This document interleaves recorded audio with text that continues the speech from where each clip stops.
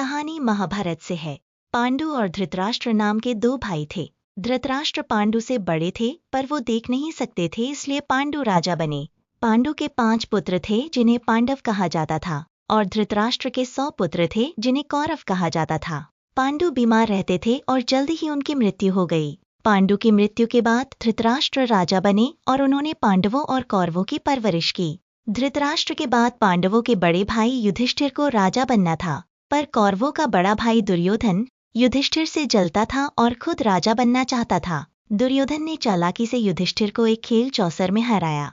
खेल की शर्त के हिसाब से दुर्योधन खुद राजा बन गया और पांडवों को उनकी पत्नी द्रौपदी के साथ जंगल भेज दिया। जंगल में अपना समय पूरा करने के बाद पांडव वापस आए और उन्होंने अपने हिस्से का राज्य मांगा, पर दुर्योधन ने उन्हें राज्य देने से मना कर दिया। पांडवों और कौरवों ने युद्ध करके इस मामले को सुलझाने का फैसला किया। पांडव और कौरव युद्ध के लिए कुरुक्षेत्र के मैदान में आमने सामने आए। श्री कृष्ण पांडवों के तीसरे भाई अर्जुन के सारथी थे। वह अर्जुन के रथ को दोनों सेनाओं के बीच में ले गए। अर्जुन के सामने उनके ही भाई, दोस्त और रिश्तेदार थे, जिनसे उन्हें युद्ध करना था। यह देखकर अर्जुन कमजोर पड़ गए और उन्होंने कृष्ण से कहा कि वह अपने ही सगे संबंधियों पर हथियार नहीं चलाना चाहते।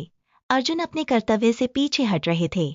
तब श्री कृष्ण ने उन्हें समझाया कि एक योद्धा का यही धर्म है कि वह सच्चाई को जीत दिलाने के लिए बुराई से लड़े, भले ही वो बुराई उसके सामने उसके प्रियजनों के रूप में खड़ी हो। कर्तव्य से बड़ा कुछ नहीं, इसलिए हमें हमेशा अपना कर्तव्य पूरा करना चाहिए। यह सुनकर अर्जुन ने अपना कर्तव्य स्वीकार किया और युद्ध के लिए तैयार हो गए।